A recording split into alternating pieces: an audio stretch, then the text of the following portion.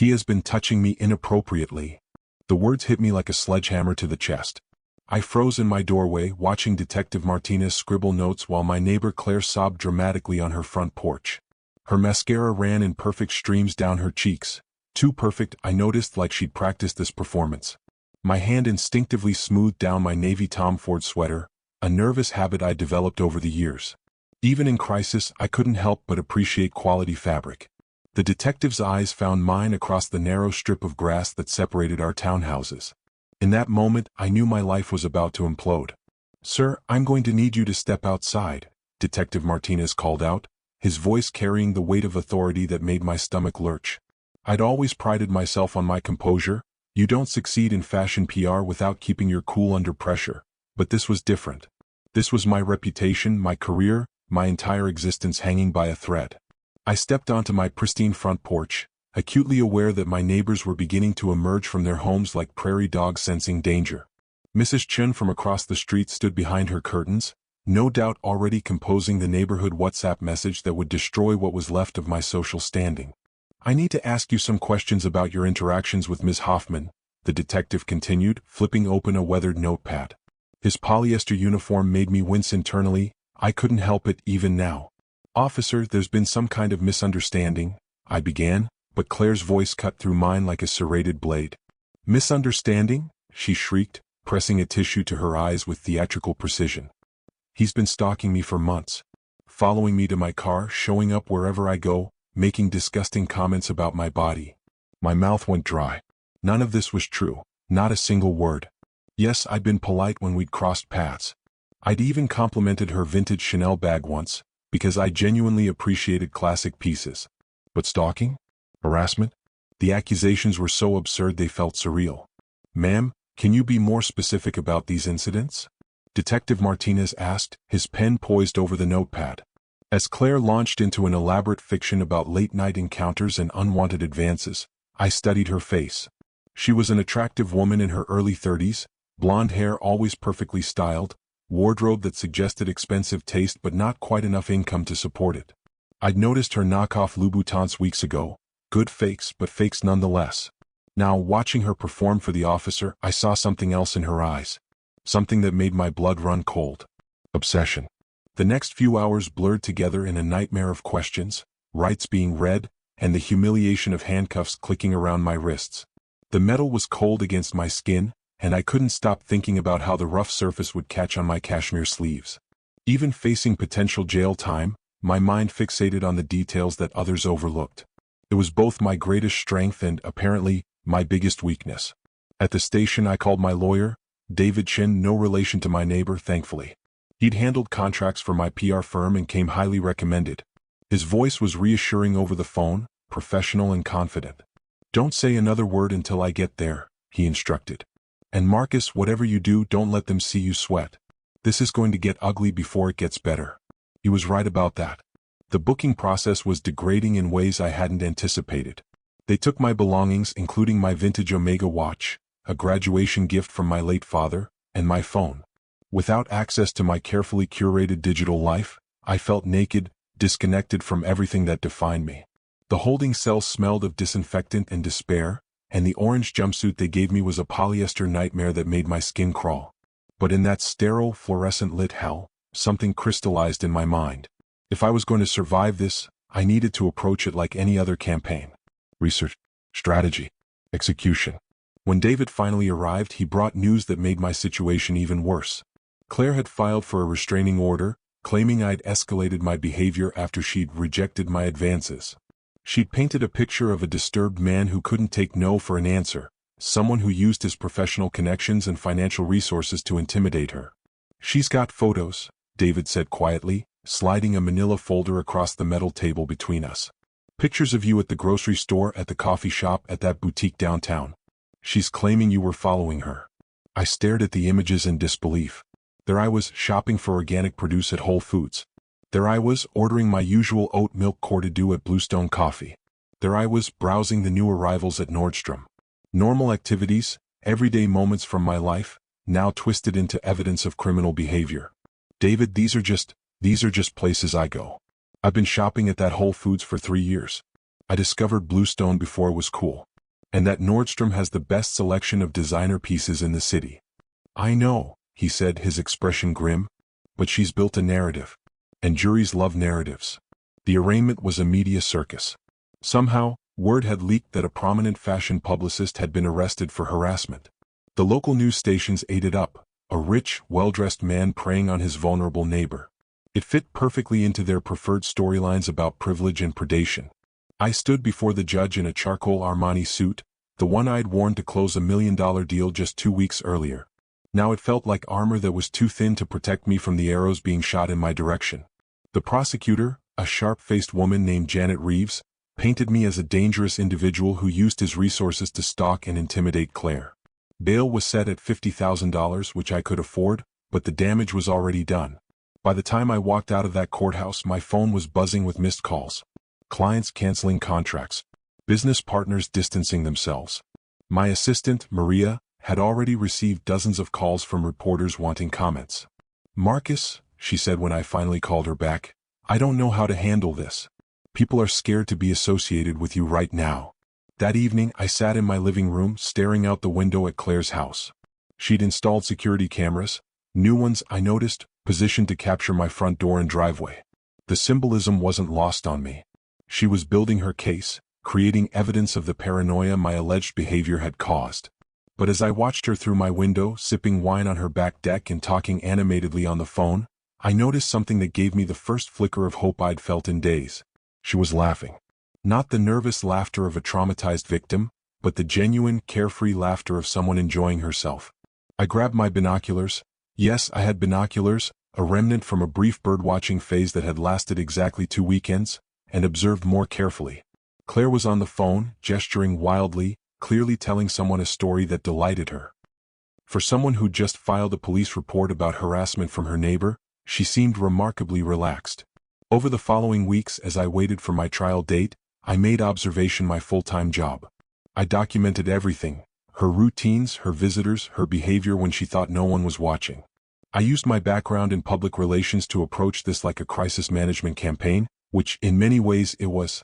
I noticed she had a male visitor who came by every Tuesday and Thursday evening. Always parked 2 blocks away and walked to her house. Always left before dawn. I recognized him from the neighborhood, Jake Morrison, a married man who lived 3 streets over. His wife was out of town frequently for work, and his visits to Claire coincided perfectly with those absences. I noticed she went through her mail with unusual intensity, always outside, always where I might see her. She'd hold up certain envelopes dramatically, as if performing for an audience. When I checked my own mailbox, I found nothing unusual, but I started photographing it before and after collecting my mail just in case. Most importantly, I noticed her son. Tyler was 16, a quiet kid who seemed embarrassed by his mother's increasingly erratic behavior. I'd seen him around the neighborhood for years, polite, well-mannered, the kind of teenager who still said please and thank you without being prompted. He'd always been respectful when we'd crossed paths, unlike his mother, who'd grown increasingly flirtatious over the months leading up to her accusations. That was when the pieces started clicking together. Claire's behavior toward me had changed dramatically about 6 months ago. What had started as neighborly waves had evolved into lingering conversations, invitations for coffee, comments about how lonely she was since her divorce. I'd been polite but distant. I had no interest in getting involved with a neighbor, especially one with a teenage son. My romantic life was complicated enough without adding that particular layer of drama. Now I realized that my polite rejections might have been perceived as something else entirely. In Claire's mind, my distance wasn't disinterest, it was a challenge. 3 weeks before the trial, I was organizing my evidence when Tyler knocked on my door. He looked nervous, fidgeting with his backpack straps and glancing over his shoulder at his house. "Mr. Thompson? Can I talk to you for a minute?" I hesitated. The last thing I needed was another encounter with the Hoffman family that could be twisted into evidence against me. But something in the kid's expression made me step aside. "What's on your mind, Tyler?" He looked around my living room, taking in the carefully arranged furniture, the framed fashion photography, the stack of magazines on my coffee table. His eyes lingered on a photo from a charity event where I was standing next to Anna Winter, a career highlight that now felt like evidence from another lifetime. "My mom," he began, then stopped, running a hand through his hair. She's not telling the truth about what happened." My heart started racing, but I forced my voice to remain calm. "What do you mean?" Tyler pulled out his phone, his hands shaking slightly. She's been planning this for weeks. Maybe months. She has this whole folder on her computer about you. Photos, articles from your company's website, stuff about your clients. She's been obsessed. He showed me screenshots he'd taken from his mother's laptop. File folders labeled Marcus Evidence and Harassment Documentation. Photos of me dating back months, some taken with a telephoto lens from inside her house. Notes about my schedule, my habits, even observations about my clothing choices. Why are you showing me this? I asked, though part of me already knew the answer. Tyler's expression hardened. Because she's been lying to me too. She told me you threatened her, that you tried to break into our house. But I was home that night and nothing happened. She made it all up, and then she coached me on what to say if anyone asked. The kid looked exhausted, carrying the weight of his mother's deception like stones in his pockets. She's not well, Mr. Thompson. She hasn't been since the divorce. She gets fixated on things, on people. You're just the latest. I wanted to hug him, to tell him everything would be okay, but I couldn't risk any physical contact being misinterpreted. Instead, I called David immediately and put the call on speaker so Tyler could hear. David, I have Tyler Hoffman here, and he has some information about the case. What followed was the most important conversation of my life. Tyler explained his mother's obsession, her elaborate planning, her lies to the police and to him. David asked careful questions, documenting everything, while I took notes in my precise handwriting. A skill honed by years of writing fashion show reviews under tight deadlines. Tyler, David said finally, would you be willing to testify about what you've told us? The kid nodded, though I could see the pain in his eyes. She needs help. Real help. Maybe this will force her to get it. The trial began on a crisp October morning. The courthouse steps were crowded with reporters, and I walked through them wearing my best suit, a midnight blue Brioni that had cost more than some people's cars. If I was going down, I was going down looking impeccable. The prosecution's case was everything David had warned me about. Janet Reeves painted a picture of a predator who used his wealth and connections to intimidate a single mother. She presented Claire's photos, her tearful testimony, and a parade of neighbors who claimed they'd noticed suspicious behavior. Claire took the stand wearing a conservative black dress that screamed victim. She spoke in a quiet, trembling voice about feeling unsafe in her own home, about a neighbor who'd made her life a nightmare with his unwanted attention. She described late-night encounters that had never happened, aggressive behavior that was completely fabricated, and a level of fear that would have been heartbreaking if it had been genuine. I watched her performance with the eye of someone who'd spent years evaluating public presentations. She was good, very good. Her micro-expressions were perfect. Her body language conveyed exactly the right amount of vulnerability and strength. If I hadn't known the truth, I might have believed her myself. But David was better. During cross-examination, he methodically dismantled her story. He questioned the timing of her documentation, the convenient positioning of her security cameras, and the suspicious absence of any witnesses to the alleged incidents. He introduced evidence of her previous false accusations, something we'd uncovered during our investigation, a pattern of behavior dating back to her college years. Ms. Hoffman, David said, his voice gentle but relentless, isn't it true that you have a history of making false claims about men who reject your romantic advances?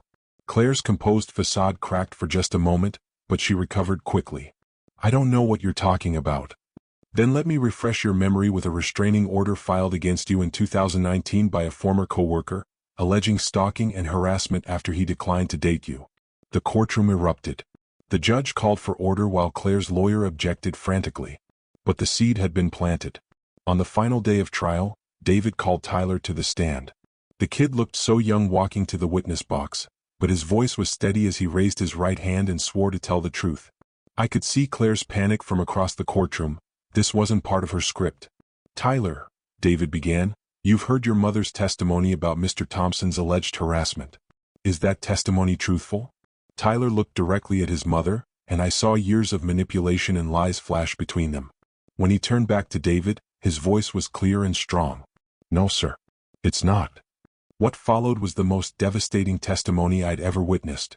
Tyler methodically destroyed his mother's credibility, describing her obsession with me, her elaborate planning, and her attempts to coach him into supporting her lies. He presented the evidence he'd gathered, screenshots, recordings, documentation of her deception. Tyler, the prosecutor said during cross-examination, trying to salvage something from the wreckage, this is your mother we're talking about.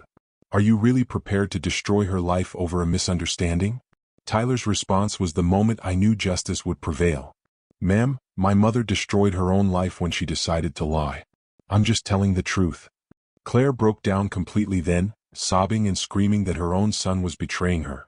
The judge had to recess while bailiffs restrained her.